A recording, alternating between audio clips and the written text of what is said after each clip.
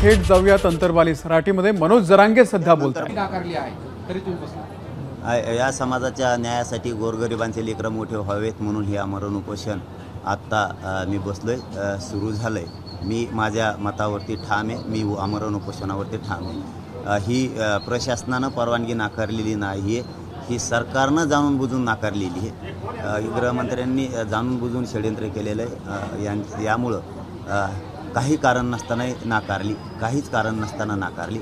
आणि माझं विशेष करून महाराष्ट्रातल्या जनतेलाही सांगणं आहे की कामाच्या दिवसात अंतर्वालीकडं कोणीही येऊ नका. मी खंबीर आहे लढायला. कामं बुडवायचे नाही आहेत. याचा अर्थ परवानगीचा काही नाही आहे, परंतु कामं सोडून एकाही मराठ्यांनी इकडे यायचं नाही. याचबरोबर महत्त्वाचं आहे की जालना जिल्ह्यातल्या कलेक्टर साहेबांना, पंचाळ सरांना आणि SP साहेबांना माझी विनंती की ज्या आजूबाजूच्या गावाच्या लोकांना निवेदन दिलं आहे ते लोक, आमच्या येणारे लोक हे स्वयंपूर्तीनं स्वतःहून भेटायला येणार आहेत. त्यांना जाणून बुजून त्रास दिला जाणार आहे. हे ठरवून केलेलं षडयंत्र आहे. गाडीला मुद्दाम इकडं तिकडं लावलं म्हणणं, येणाऱ्या जाणाऱ्यांना शिव्या देणं, येणाऱ्या जाणाऱ्यांच्या गाडीला हे करणं, किंवा त्यांच्याच कोणाच्या गाड्या लावलेल्या असल्या तर तेच फोडणार आहेत स्वतः आणि मराठ्यावर नाव घालणार आहेत. ही सगळी कायदा सुव्यवस्था न बिघडू देण्याची जबाबदारी SP साहेबांची आणि कलेक्टर साहेबांची आहे, आणि गृहमंत्र्यांची सुद्धा आहे, मुख्यमंत्र्यांची सुद्धा आहे. आमच्या माणसाला धक्का लागता कुठंही कामा नये, कारण ते निवेदनच याच्यासाठी दिलेले आहेत की त्यांना जातीय तेढ निर्माण करायचा आहे, मराठ्यांना करायचा नाही. जर काही झालं तर याला जबाबदार हे आजूबाजूचे निवेदन देणारे असणार आहेत. कारण निवेदन देऊन गोरगरिबांचं आंदोलन मोडीत काढायचं आणि उगं जातीय रंग द्यायचा हे ते काम करणार आहेत. याला सगळे जबाबदारी ते पुरे गावावर आणणार आहेत. जर काही झालं तर ह्या गावकऱ्यांना तुम्हाला काय करायचं आता ते तुम्हाला समजतं आहे, परंतु ही सगळी SP साहेबांची, कलेक्टर साहेबांची जबाबदारी हे निवेदन देणारे, जातीय तेढ करून जातीय दंगली करणारे, ही सगळी जबाबदारी त्या गावची राहणार आहे. आणि पुऱ्या महाराष्ट्रातल्या मराठा समाजालाही सांगतो की आपण शांत राहायचं, यांना काय करायचं तर करू द्या, नंतर बघू काय करायचं. चौथ्यांदा उपोषण करण्याची वेळ आपल्यावर का आली? निवेदन दिलेलं आहे कित्येक लोकांनी, ग्रामस्थांनी. नाही, त्या विषयावर मला नाही बोलायचं. अनेक लय मोठे आहेत, ते नाही का दिसले तुम्हाला, ते बी लय मोठे आहेत आणखी. हां, कारण ही पण विषय आहे की याच्यातले बरेचसे जण येऊन पण भेटलेत आम्हाला, बरेचसे जण, असं काय नाही. पण गाव एकीकडून आहे ना, मी तर चाललो होतो. जाऊ दे, मला त्या विषयावर बोलायचं नाही आहे. पण जातीय तेढ या शब्दात मला कुठंतरी द्वेष दिसायला लागला. ते झालं गेलं, निवडणुकीचा विषय होता, झालं गेलं. ते आम्ही त्यावेळेस सगळ्यांनी सोडून दिलं. त्याची सगळी शांतता आहे. हारजीत कोणाची ना कोणाची तरी होतच असती, परंतु हे जे निवेदनं जाणीवपूर्वक दिलेत, उद्या आम्ही देऊ ना मग तुमचे असल्याच्यानंतर. आता तुमच्या काही यात्रा निघणार आहेत, मग त्या टायमाला बी आम्ही असंच निवेदन द्यायचे का? आता महाराष्ट्रात यात्रा तुम्ही काढणार आहेत तर मग ह्या रोडवर त्रास होणार आहे, आम्हाला रहदारीला त्रास होणार आहे, आमचे मुलं शाळेत जाणार आहेत, जातीय तेढ निर्माण या जाणार, कोणती तरी यात्रा निघणार आहे, आता त्या यात्रेमुळे होणार आहे. तुम्ही रद्द करणार आहे का? तुम्ही ते रद्द करणार आहे का? मग म्हणजे असं नसतं. मी सन्मान केलेला आहे आचारसंहितेचा, कायद्याचा, म्हणून मी 4चं पुढं ढकललं 8 जूनला. आता तुम्ही विनाकारण वेटीस धरायला लागल्यात गोरगरिबांना. आता नाकारायचं काही कारणच नाही. त्या मुद्द्यावर येऊयात. आता पुन्हा चौथ्यांदा उपोषण करण्याची वेळ का आली? कुठले मुद्दे असणार आहे ते उपोषणाच्या वेळेस मागणीची? सरकारनं, शिंदे साहेबांनी, गृहमंत्री फडणवीस साहेबांनी सगळ्या सोयऱ्यांची आदेश काढलेला. ती अधिसूचना, तिची अंमलबजावणी तात्काळ लगेच करण्यात यावी, यासाठी हे आमरण उपोषण सुरू आहे. त्यासाठी हे आमरण उपोषण सुरू केलेलं आहे. मराठा आणि कुणबी एकच आहे. हा कायदा पारित करण्यासाठी तुम्हाला आधाराची गरज लागते, तर 57 लाख नोंदी सापडलेल्या आहेत. तोही कायदा तुम्ही पारित करू शकता. तुम्ही फडणवीस साहेबांनी आणि शिंदे साहेबांनी सांगितलं होतं केसेस वापस घेऊ. वापस न घेण्याऐवजी महाराष्ट्रातल्या लाखो मराठ्यांच्या पोरांवरती केसेस दाखल केल्यात विनाकारण. त्याही मागं घेण्यात यावं. हैदराबादचं गॅजेट लागू करण्यात यावं. सातारा गव्हर्नमेंटचं, बॉम्बे गव्हर्नमेंटचं गॅजेट लागू करावं. अनेक जे ज्या विषय आमचे त्याच्यात ठरलेले ते लेखी स्वरूपाचे सरकारकडं, ते तातडीनं करावेत.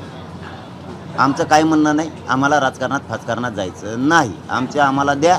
हेच मराठ्यांचे लोक तुम्हाला डोक्यावर घेऊन नसतील. माझ्या शब्दाचा अर्थ समजून घ्या. सरकार असाल तर मला राजकारणाकडे जायचं नाही. हेच मराठ्यांचे लोक तुम्हाला पुन्हा डोक्यावर घेऊन नसतील, पण आमचं आम्हाला द्या. मला आणि माझ्या मराठा समाजाला राजकारणात जायचं नाही. परवानगी न देणं हा सरकारच्या रणनीतीचा भाग असू शकेल. 100% निवेदन देणाऱ्याला दोष देऊन उपयोगच नाही. त्यांनीच घडवून आणलं हे षडयंत्र. 10 महिने का नाही दिलं? 10 महिने का नाही दिलं? हे सरकारचं षडयंत्र आहे. सरकारलाच आंदोलन मोडीत काढायचं आहे गोरगरीब मराठ्यांचं. गोरगरीब मराठे मोठे होऊ द्यायचे नाही, हे त्यांचं स्वप्न आहे, हे त्यांनीच केलं. पाटील, उत्तरवली सराटीमध्ये 300 पोलिसांचा बंदोबस्त आहे. राईट कंट्रोल म्हणजे दंगा नियंत्रण पथक आहे, SRPFच्या 4 तुकड्या तैनात आहे, जालन्याचे पण 150वर पोलीस आहे. खूप जास्त बंदोबस्त आहे. कसं बघतो? नाही, बंदोबस्त लावला असेल त्यांनी, कारण कधी बी शंका घ्यायची नसती किंवा प्रत्येक वेळेसच आरोप म्हणून करायचा नसतो. की त्यांच्या लक्षात आलं असेल आजूबाजूच्या गावच्या लोकांनं निवेदनं दिली जाणून बुजून. निवेदन देणारे बी कोण आहेत हेही महाराष्ट्राला माहीत झालं आहे आणि सगळ्यांनाच माहीत झालं निवेदन देणारे कोण आहेत. त्याच्यामुळं त्यांना वाटलं असेल इथं जातीय दंगल ते करतील, जातीय तेढ निर्माण करतील म्हणून गावाच्या सुरक्षेसाठी लावला असं असा अंदाज आहे. नसतं मग आम्हाला दोपटायला लावले असतील, दोन्हीपैकी एक काहीतरी. एक तर आता तुम्ही बोलताना असं म्हणाले की यात्रेचा विषय तुम्ही काढला. नाही, नुसता यात्राच नाही. बघा, मी परवाही सांगितलं होतं की अंबड तहसीलला कडक आचारसंहितेत उपोषण सुरू होतं, कडक आचारसंहितेत. मग ते कसं काय चाललं?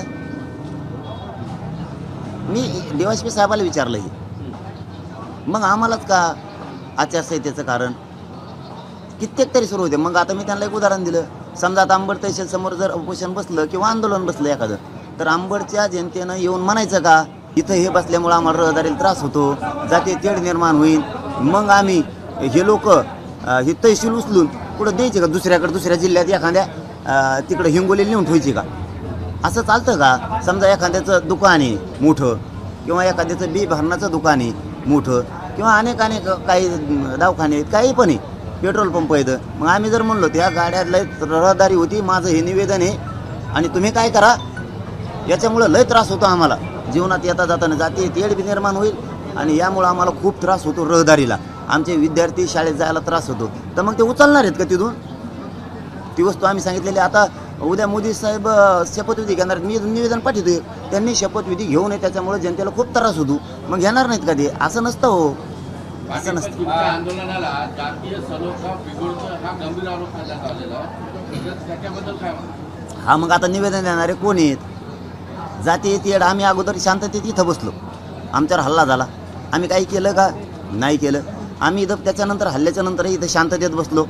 इथं शांततेत बसल्याच्या नंतर महाराष्ट्रात सभा सुरू झाल्या. ती जातीयवाद नाही का? तेव्हा जातीयवाद नाही का? बरं हे जाऊ द्या, मी 20 वर्षापूर्वी नव्हतो, आता आहे. माधव पॅटर्न कसं काय आला? मराठा क्रांती मोर्चे निघाले त्यावेळेस प्रतिमोर्चे कसं काय काढले? याला काय म्हणायचं? आम्ही कुठं काय म्हणलो आधी? तुम्हीच जाती तेढ निर्माण करा. आता आम्ही इथं बसायलो, आता निवेदन तुम्ही दिले, आता त्याला जातीवादी म्हणतात का? काय म्हणतात त्याला? काय म्हणतात? आम्ही कुठं जातीवाद केला? तुम्ही उपोषणाला बसलात, आम्ही म्हणलो बसू नका. तुम्ही आंदोलनाला बसलात, आम्ही म्हणलो बसू नका. तुमचा अधिकार आहे तसा. मला आज मी यासाठी बसलोय की मला घटनेनं अधिकार दिलेला आहे लोकशाही, शांततेत आंदोलन करण्याचं. याच्यापेक्षा शांततेचं आंदोलन दुसरं असू शकत नाही. त्या जोरावर बसलोय मी. आता यांनी नाकारलं, हे चालवतात कायदा म्हणून, यांनी काही करावं, गैरवापर करावा, ते मी ऐकून घेत नसतो. मी ऐकलं ना आधी 4 तारखेला ते मला आचारसंहिता आहे, आपण त्याचा सन्मान केला, आचारसंहितेचा कायद्याचा सन्मान केला, 8ला ठेवलं. आता काय प्रॉब्लेम आहे? तहसीलदार येऊन म्हणतात तुम्ही एक निवेदन द्या, काय अडचण नाही. आता काय अडचण नसणार आहे द्यायला, तुम्ही नाकारता, याचा अर्थ ठरवून नाही का केलं तुम्ही हे? तसं पाहिलं तर हे उपोषण स्थगित केलेलं, स्थगितीला परवानगीची गरज नाही.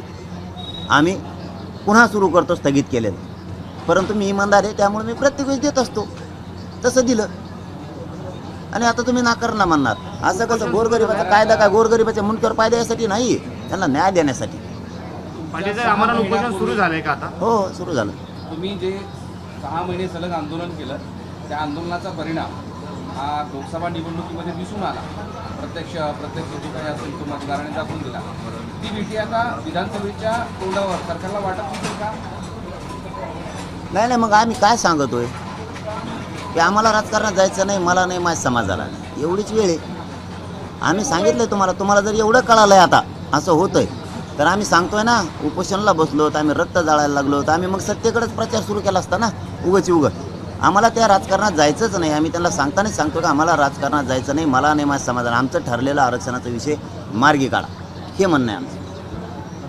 आत्ता या मागच्या उपोषणाच्या वेळेस तुम्ही सलग 21 दिवस 22 दिवस उपोषण केलेलं होतं. त्यावेळेसही पाणी किंवा औषध किंवा कुठलीही गोष्टी ह्याला तयार नव्हतं. यावेळेस त्याचं स्वरूप कसं असेल या उपोषणाचं? सगळं बंद आहे, कडक उपोषण सुरू आहे.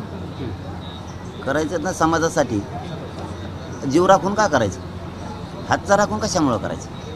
जे काय करायचं ते मोकळ्या मनाने करायचं, स्पष्ट करायचं आणि धाडसानं करायचं. आणि मी काय चूक नाही करत. मी कायद्याचा सन्मान केला होता, आता त्यांनी कायद्याचा सन्मान केला नाही शासनानं आणि प्रशासनानं. त्याच्यामुळं माझी एकट्याची जबाबदारी नाही कायद्याचा सन्मान करणं.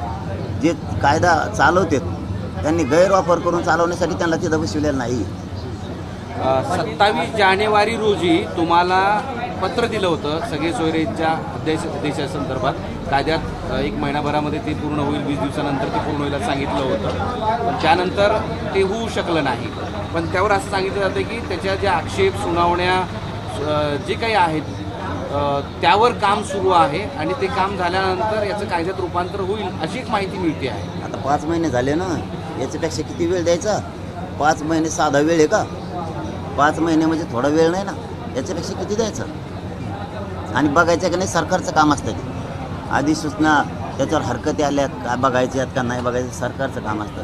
आता तुम्ही एक बसताना सापडीत ती कवर जाईल. आमचे पोरं काय मारायचे का शिक्षणापासून आणि नोकरीपासून.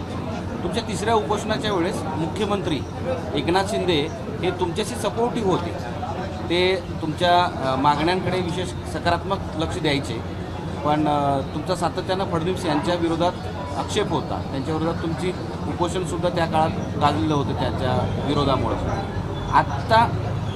आत्ता या क्षणाला शिंदे यांच्यावर तुमचा अजून विश्वास आहे? ते काहीतरी सकारात्मक या आंदोलनाकडे उपोषणाकडे पाहते? मुख्यमंत्री आहेत ते, त्यांच्यावर विश्वास असणारच ना. शेवटी जनता आहे आम्ही.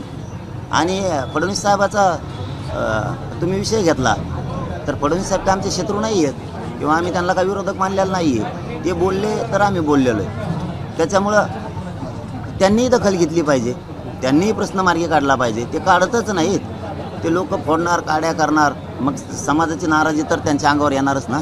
पण त्यांनी इथून पुढं तरी शिंदे साहेबांनी आणि गृहमंत्री साहेबांनी तातडीनं आमचा विषय मार्गी काढावा, हेच मराठी त्यांना डोक्यावर घेऊन नाचतील. पाटील, असंही बोललं जातं की तुम्ही BJP विरोधी आहात. BJPचे जे काही खासदार आहेत तुम्ही पाडण्याचा सुरुवात केलेली, असंही महाराष्ट्रातून अनेक जण बोलत आहेत. बोलून द्या ना, त्याला काय, त्याला नाविलाज. त्याला कोण काय बोलावं, ज्याचा त्याचा अधिकार आहे. ते बोलणाराला नाही गिनत आम्ही आमच्या प्रश्नावरती ठाम आहेत. आम्हाला गोरगरिबांचे मराठीचे लोक मोठे करायचे, लेकरं मोठे करायचे, त्याच्यासाठी. ते बोलणारा फालणाऱ्यासाठी नाही मी. तुमची भूमिका तुमच्याविषयी पॉझिटिव्ह राहिली होती, नंतरच्या काळात ती कशी बदलत गेली हे नाही माहीत. पण त्यावेळेस आपण बी सोडलं नाही. चुकला कोणी, आपण बी सोडत नाही. त्यामुळं ते कोणी असो, पण शेवटी ते मुख्यमंत्री आहेत. त्यामुळं महाराष्ट्रातल्या सगळ्याच जनतेचा त्यांच्यावरच विश्वास ठेवावा लागणार आहे. तसं आमचा पण आहे की ते मार्ग 100% शिंदे साहेब याच्यात मार्ग काढतील. आणि फडणवीस साहेबांसुद्धा आव्हान करतोय ना. ते काय प्रॉब्लेम होतोय बघा, तुम्हाला खरं सांगतो मी, की आम्ही आव्हान केलं की ते जाणून बुजून टाळल्यासारखं करते. आणि आम्ही नाही घेतलं ना की मग ती म्हणतात मला विचारित नाही. विचारित तेव्हा काय होतं, ज्यावेळेस समाज विचारतो त्यावेळेस तुम्हाला पुढं व्हायला काय होतं, त्यावेळेस ताठून बसायला समाजाने विचारलं. आता आपण काय म्हणतोय कालपासून की फडणवीस साहेबांनी आणि शिंदे साहेबांनी स्वतःहून पुढं होऊन हा विषय मार्गी काढावा. हा समाज तुम्हाला डोक्यावर घेऊन नाचत. आपण असं म्हणल्यावर नाही येणार. ते लोकांची नाराजी लय वाढल्यावर मग म्हणणार, तेव्हा सगळं हातातून गेलं असतं मग येऊन काय करता. आम्हाला राजकारण नाही करायचं म्हणतोय आम्ही. आमची भाषाच कळते का मला नाही करायचं, माझ्या समाजाला पण नाही करायचं. तुम्ही आमचं ठरलेलं द्या. मराठ्याचा विरोध करण्याचं कारणच नाही. की उशिरा लक्ष दिले. कोंडीचा काय संबंध, प्रमुख आहेत ते. कोंडीचा काय संबंध, ते प्रमुख आहेत. हॉटेल उशिरा लक्ष दिल्यामुळे त्यांचं नुकसान होते असं तुम्ही बोलला. लोकसभेला त्यांनी तसं केलं, आता विधानसभेला तरी त्यांनी तसं करून लक्ष द्यावं आणि मागण्या मान्य करावं. नाही, मी राजकारणाबद्दल नाही बोललो ते शब्द. की बघा मग आता एवढे निकाल लागलेत, एवढं वातावरण गरम आहे, याच्यात तर कोणच उपोषणाला बसणार नाही राव. कोणी म्हणा सत्ता हातात घ्या मोकळे व्हा, काय मागं पडायचं त्यांच्या. मला नाही जायचं त्याच्यात म्हणून मी रक्त जाळायला लागलोय. मी सावध करायला लागलोय. पहिला आंदोलका संदेश आहे तसा की ते सावध करायला आहे की मला राजकारणात जायचं नाही, माझ्या समाजाला सुद्धा जायचं नाही. आमचं ध्येय मराठा आरक्षण, आमचं ठरलेलं आरक्षण आम्हाला द्या. हेच लोक तुम्हाला डोक्यावर घेऊन नसतील. याच्यापेक्षा काय सांगायला पाहिजे. नाही दिलं तर मग त्याला काय पर्याय नाही. मग 288 उमेदवार महाराष्ट्रात देणार सगळ्या जाती धर्माचे. मग मात्र मग नाही खोटा निघत.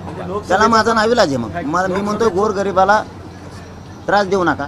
गोरगरिबाला मला नाविलाजानं देणारं मग बनावं लागणार. त्याला जबाबदार तुम्हीच असणार आहेत आणि तुमच्या भाजपमधल्या सत्ताधाऱ्यातले जेवढे आमदार आहेत त्यांनाही सांगतो, तुमच्या नेत्याला जाऊन सांगा त्यांचं ठरलेलं द्या. नसतात तुम्हाला बोलायला जागा राहणार नाही. मी राजकारण करतोय काय करतोय म्हणून तुमच्या नेत्याकडे जाऊन ठरलेलं द्यायचं सांगा. परत बोंबलू नका. हे आमदारमध्ये बोंबलत असते. पण फक्त भाजपच का इतर पक्षाचे का? म्हणलं मग घेतले नाव होते 2-3 भाजप शिवसेना म्हणलंच ना, सगळेच म्हणतोय ना मी काय विरोधी पक्षावाले ये जा हां बस का. पण आम्हाला द्या, आम्हाला राजकारणात नाही यायचं. पण या उपोषणात तो प्रश्न मिटवा. लोकसभेत तुम्ही छोटासा हिस्सा दाखवला, विधानसभेत मोठा असेल ना. नाही मी स्वतःच जाणार त्याच्यात. मी स्वतः नाव घेऊ पाडिणार. आता सुप्त होते. नाव घेऊ पाडिणार. तुम्ही पण उभं राहणार. नाही राजकारणात आपण नाही जाणार. उभा नाही राहणार. गोरगरिबांना देणारा बनवणार. सगळ्या जाती धर्माच्या लोकांना देणारं बनवणार. मराठा ताकदीनं उभा राहणार त्यांच्या पाठीशी. मग कोणत्या जातीचा उमेदवार असतो. विधानसभेच्या तोंडावर हे शेवटचं उपोषण असेल आणि याच उपोषणावर सरकार निर्णय घ्यावा. नाहीतर तुम्ही राजकारणात म्हणजे तुम्ही 288 उभे करणार. नाही मग पर्याय काय आमच्या पुढं. आम्ही उपोषणाला बसून तुम्हाला सावध करावलं की द्या. तुम्ही देत नसाल तर आमच्या पुढं पर्याय काय. मग पर्याय काय. स्वतंत्र पक्ष स्थापन करणार आहात की मग पक्ष स्थापन करणार आहात की मग आश्वासनावर की यावेळेस थेट अंमलबजावणीवर. आता आमच्या दारात उघडी देतं कवडत नाही कुठं सरकारला चर्चेला या बघू. नेत्यांना येता येईल ना. बघू नाही बघा आता हे आंदोलन आहे दरवाजे तर चर्चेचे खुले. 288 जागा तुम्ही लढवणार आहे, मात्र पक्ष स्थापन करणार आहेत की मग आघाडी असणार आहे किंवा काय कसं. नाही ते आताच कसं ते पुढे सांगून काय राजकारणात सांगत नसते जणू. 27 बऱ्यापैकी राजकारण शिकले. हा मग शिकलं मला त्यांनी. 2023 रोजी तुम्हाला पत्र दिलं होतं आणि त्यावेळेस मुख्यमंत्री असं म्हणाले होते की आता विषय मार्गी लागलेला आहे. लागलाय पण मग आम्हाला आणखी प्रमाणपत्र मिळालं ना सगळ्या सोयऱ्याला. ज्या नोंदी मिळाल्या त्या नोंदीच्या आधारावर ज्या मराठ्यांच्या नोंदी नाहीत त्यांना प्रमाणपत्र मिळत नाहीत. सगळ्या सोयरीची अंमलबजावणी होऊन आम्हाला त्यातून एक पत्र बघायचंय. चला मराठ्यांचा हट्ट जो आहे जी मागणी हक्काची ती मिळाली. बरं आता त्याच्यानंतर अंमलबजावणीचा मुद्दा राहिलेला होता. त्याच्यावर सूचनांनी हरकती येणार होत्या, तर त्याला सुद्धा आता 5 महिन्याचा कालावधी झाला. तर यानंतर तुम्ही काही फॉलोअप घेतलाय का सूचनांनी हरकतीसाठी आणि त्याच्याबद्दल काय सांगा. नाही फॉलोअप देण्याचं काम माहिती देण्याचं काम सरकारचं असतं. त्यांनी दिली नाही आणि हे बघा 5-5 महिने किती हरकत आला तरी 5-5 महिने लागत नाही. यंत्रणा काय कमी नाही, कर्मचारी काय त्यांच्याकडे कमी नाहीत असं काही नाही. यंत्रणा भरपूर आहे. करायचं आहे की नाही का टाळाटाळी करायची हे त्यांच्यावर असतं. त्याच्यामुळं आम्ही 5 महिन्याचा वेळ दिलेला आहे. 4-5 महिने झाले त्याला. आता वेळ देऊ शकत नाहीत आम्ही. आता हा पावसाळ्याचा पेरणीचा काळ आहे, कामाचा काळ आहे. अशा स्थितीमध्ये लोक इकडे येऊ शकत नाहीत असं चित्र आहे. त्यांना तुमचं आव्हान काय. मी 3 दिवसापूर्वीच केलं आव्हान. आजच नाही. एकाही मराठ्यांनी इकडं आंतरवालीकडे यायचं नाही. आपली उपजीविका ही शेतावर भागती. आपण त्याच्यावर वर्षभर जगतोय. आपल्या आधी पेरणी करायची, सगळे कामं करायचे आणि मग इकडे यायचं. मी आहे ना इकडं. आता मराठी एक आहेत का नाहीत हे उभ्या जगानं बघितलेलं. हां त्याच्यामुळं काही गर्दी करायची गरज नाही, एकजूट दाखायची गरज नाही. सगळ्याला आधी वाटत होतं मराठ्यांचं एकजुटीचं किंवा सभेचं रूपांतर मतात होणार नाही. त्याच्यामुळे ते झालेलं आहे.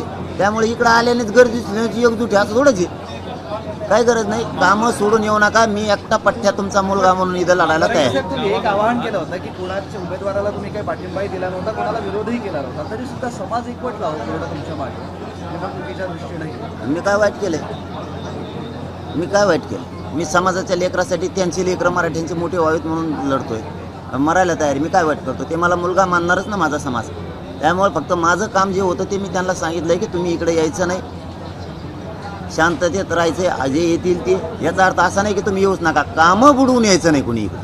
आपली शेत आधी बघायचं. कारण ह्या आरक्षणामुळे समाज मोठा होणार आहे, शेतामुळे पण होणार आहे. इकडं एकीकडून वर जायचं आणि एकीकडून खाली यायचं असं व्हायला नको.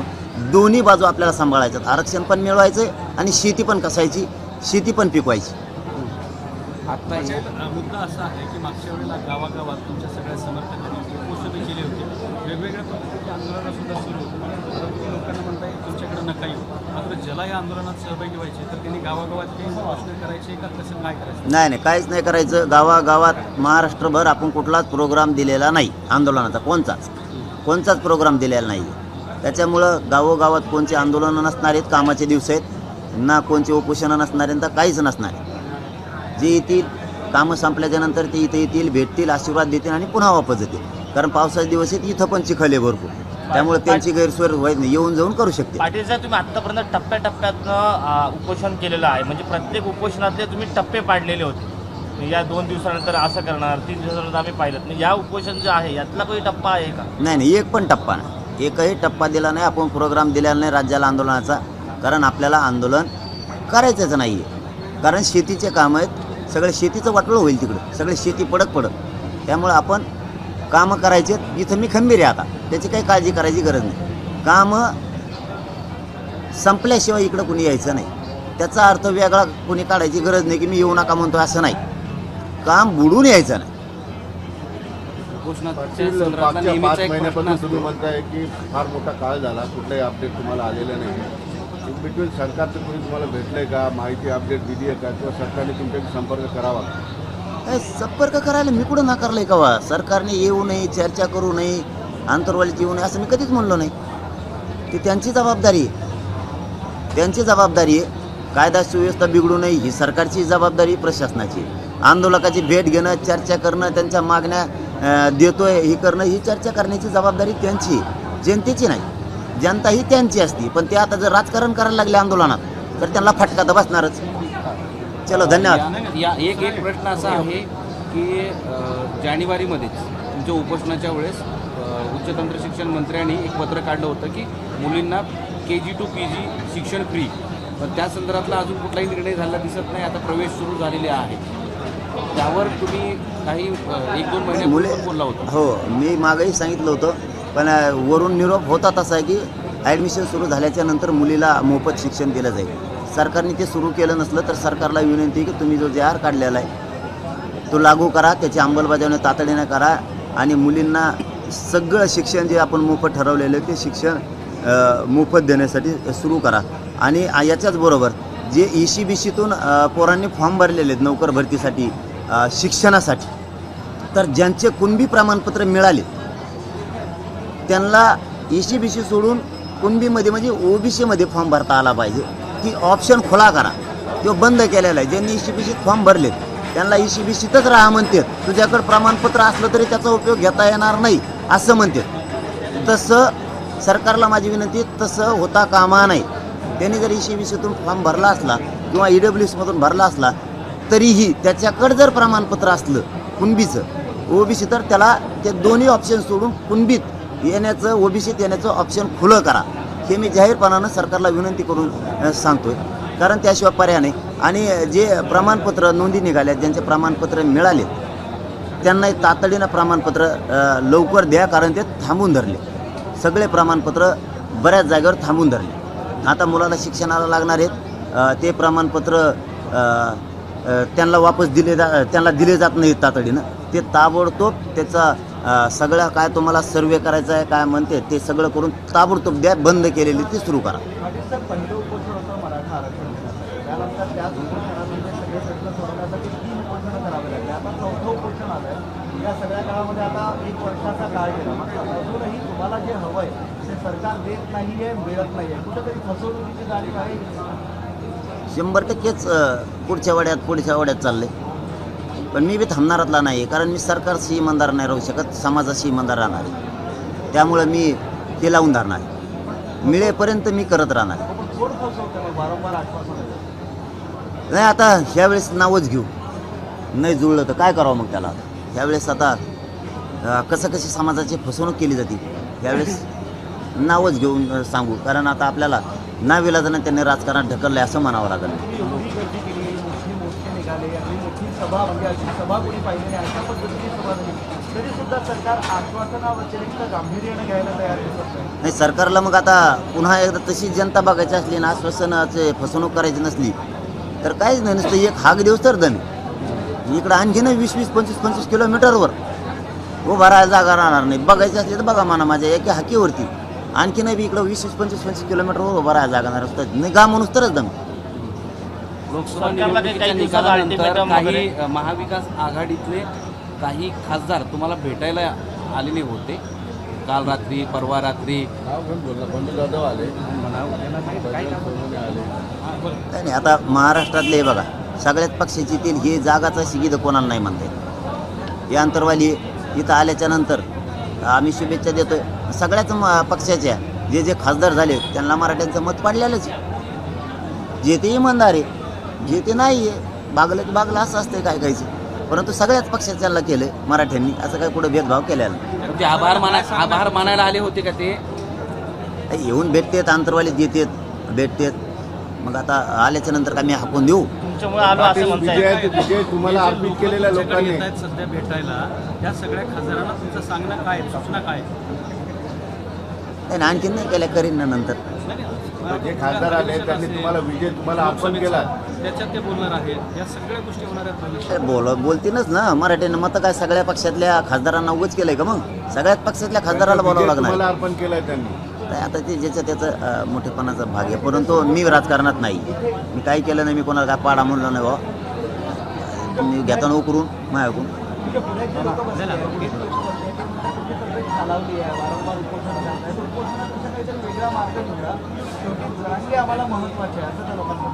नाही, ती माझ्या समाजाची भावना आहे माझ्याविषयीची.